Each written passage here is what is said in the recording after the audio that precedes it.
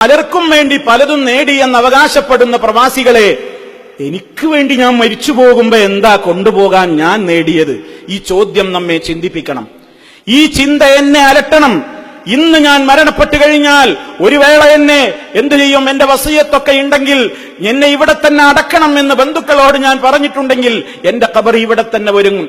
അതല്ല മറ്റുള്ള ആളുകൾക്കും എല്ലാവർക്കും താല്പര്യം കൊണ്ടുപോകാനാണോ അവർ വലിയ ചെലവുകൾ വഹിച്ചുകൊണ്ടൊരു നാട്ടിലേക്ക് എംബാർക്കേഷൻ പൂർത്തിയാക്കിയിട്ടൊരു നാട്ടിലേക്ക് ബോഡി എംബാം ചെയ്ത് കൊണ്ടുപോകും. അവിടെ ഖബർ ഒരുങ്ങി. പെട്ടെന്ന് എല്ലാം എന്തേ നേടിയത് പ്രവാസി ആലോചിക്ക്.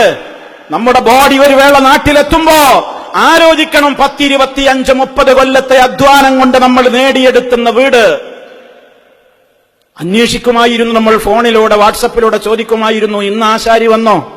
ഇന്ന് തേപ്പുകാരൻ വന്നോ? ഇന്ന് പണി നടന്നോ? ഓരോ സമയത്തും നമ്മുടെ ചിന്തയിൽ നമ്മുടെ വീടായിരുന്നു. ഉറങ്ങുമ്പോൾ ശരിക്കുറങ്ങാൻ കഴിഞ്ഞില്ല, ഭക്ഷണം കഴിക്കുമ്പോൾ രുചി തോന്നിയില്ല. എന്താണ്? പ്രവാസ ജീവിതത്തിന്റെ വലിയ സ്വപ്നമായിരുന്നു ഒരു വീടുണ്ടാക്കൽ. അങ്ങനെ ഒരു വീടുണ്ടാക്കിയ ഒരു പ്രവാസിയുടെ ചരിത്രം കേൾക്കണോ? എന്റെ ഒരു സഹോദരൻ ഒരു അനുഭവം എന്നോട് പങ്കുവെച്ചു. അദ്ദേഹം കേട്ട ഒരു ചരിത്രം എന്നോട് പങ്കുവെച്ചു. ഞാനത് നിങ്ങളോട് പങ്കുവെക്കട്ടെ. 40 കൊല്ലം പ്രവാസ ജീവിതത്തിൽ ജീവിച്ച ഒരു പാവപ്പെട്ട മനുഷ്യൻ. അദ്ദേഹം കാരണം അദ്ദേഹത്തിന്റെ കുടുംബത്തിന് ഒരുപാട് പുരോഗതികൾ ഉണ്ടായി. ഒരുപാട് ആളുകൾക്ക് വേണ്ടി കഷ്ടപ്പെട്ടു, പലർക്കും പലതും ചെയ്തു കൊടുത്തു. അങ്ങനെ കുടുംബത്തിന് വേണ്ടി ഒരു മെഴുകുതിരിയായി ഇവിടെ ജീവിച്ച് സ്വയം എരിഞ്ഞു തീർന്ന ഒരു മനുഷ്യൻ. ആ പാവപ്പെട്ട മനുഷ്യൻ നാട്ടിലേക്ക് പോകാൻ ഒരുങ്ങിയതാണ്. പക്ഷേ അദ്ദേഹത്തിന് പെട്ടെന്ന് അറ്റാക്ക് വന്നു. അദ്ദേഹം മരണപ്പെട്ടു. ഒരു വീട് അവിടെ ഉണ്ടാക്കിയിട്ടുണ്ട്, താമസാക്കിയിട്ട് പോലുമില്ല. ഒരു വീടുണ്ടാക്കിയിട്ടുണ്ട്, താമസമാക്കിയിട്ട് പോലുമില്ല. അദ്ദേഹത്തിന്റെ ബോഡി ഇവിടെ നിന്ന് നാട്ടിലേക്ക് കൊണ്ടുപോവുകയാണ്. ഒരുക്കങ്ങളൊക്കെ പൂർത്തിയാക്കി ഫ്ലൈറ്റിൽ അദ്ദേഹത്തിന്റെ ബോഡിയെ അനുഗമിച്ചുകൊണ്ട് കൂടെയുണ്ടായിരുന്ന ആളുകളും പോയി ഇറങ്ങി. എയർപോർട്ടിൽ നിന്ന് ആ ബോഡിയും വഹിച്ചുകൊണ്ടുള്ള ആംബുലൻസ് അദ്ദേഹത്തിന്റെ പുതിയ ഫ്രഷായ വീടിന്റെ ഗേറ്റിന്റെ ഭാഗത്തേക്ക് പോയി നിൽക്കുകയാണ്. ആ സമയത്ത് ബന്ധുമിത്രാദികളിൽ നിന്നും ബന്ധപ്പെട്ടവരിൽ നിന്നും അടക്കിപ്പിടിച്ച ചില സംസാരങ്ങൾ ഉയരുകയാണ്. എന്താണ് ചർച്ച? ഈ ബോഡി എവിടെ കിടത്തണം? ഈ ബോഡി എവിടെ കുളിപ്പിക്കണം? എവിടെ നിന്ന് പള്ളിക്കാട്ടിലേക്ക് മഖബറയിലേക്ക് ഈ ബോഡി എടുത്തു കൊണ്ടുപോകണം? ചർച്ചകൾ ചൂടുപിടിച്ചു. പെട്ടെന്ന് തന്നെ കടത്താവുന്ന വാഹനം തേരെ കയറ്റാവുന്ന ഗേറ്റും മുറ്റവുമുള്ള അദ്ദേഹം പണിതീർത്ത വീട് അവിടെയുണ്ട്. എന്നാൽ തറവാട് വീട് ഒരൽപ്പം ഇടവഴിയിലൂടെ കുറച്ചു ദൂരെയാണ്.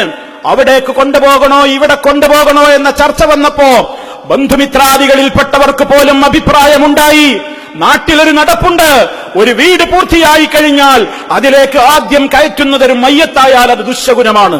അതുകൊണ്ട് ഈ ബോഡി അങ്ങോട്ട് കയറ്റണ്ട, ഈ മയ്യത്ത് അങ്ങോട്ട് കയറ്റണ്ട, ഈ ബോഡി അങ്ങോട്ട് കയറ്റണ്ട. വീട്ടിലേക്ക് അദ്ദേഹത്തിന്റെ ചലനമറ്റ ബോഡി, ആ മയ്യത്ത് വെക്കാൻ പോലും ബന്ധുക്കൾ സമ്മതിക്കാതെ അത് പഴയ തറവാട്ട് വീട്ടിൽ കൊണ്ടുപോയി കിടത്താലോ, അവിടെ കിടത്തിയിട്ട് അവിടുന്ന് കുളിപ്പിച്ച് അവിടുന്ന് കഫൻ ചെയ്ത് അവിടുന്ന് നമുക്ക് വള്ളിക്കാട്ടിലേക്ക് കൊണ്ടുപോകാമെന്ന് പറഞ്ഞ് അദ്ദേഹം പണി തീർത്ത ഫ്രഷായ തന്റെ വീട്ടിൽ മയ്യത്തിന് പോലും ഒന്ന് കയറിക്കിടക്കാനുള്ള അവകാശം നിഷേധിക്കപ്പെട്ടുകൊണ്ട് ആ പാവപ്പെട്ട മനുഷ്യൻ നാറടി മണ്ണിൽ ഇടം തേടി എന്നൊരു സംഭവം.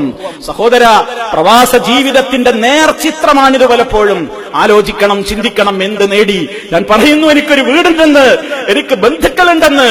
ആർക്കും വേണ്ടിവരില്ല നിന്റെ പണം നഷ്ടപ്പെട്ടാൽ, ആർക്കും വേണ്ടിവരില്ല നിന്റെ ഈ പ്രതാപം നഷ്ടപ്പെട്ടാൽ, ആർക്കും വേണ്ടിവരില്ല നിന്നെ. പക്ഷേ ആര് കൈയൊഴിഞ്ഞാലും റഹ്മാനായ റബ്ബിന് നിന്നെ വേണമെങ്കിലോ, റഹ്മാനായ റബ്ബ് നിന്ന് കൈവടിഞ്ഞിട്ടില്ലെങ്കിലോ സുഖത്തോടെ പോകാൻ നമുക്ക് ഖബറിലേക്ക്. എന്നാൽ അതിനുവേണ്ടി പ്രവാസികളെ, പുരുഷന്മാരെ, സ്ത്രീകളെ, പ്രവാസ ജീവിതത്തിന്റെ ഇടയ്ക്ക് നമ്മൾ എന്ത് നേടി നമ്മൾ?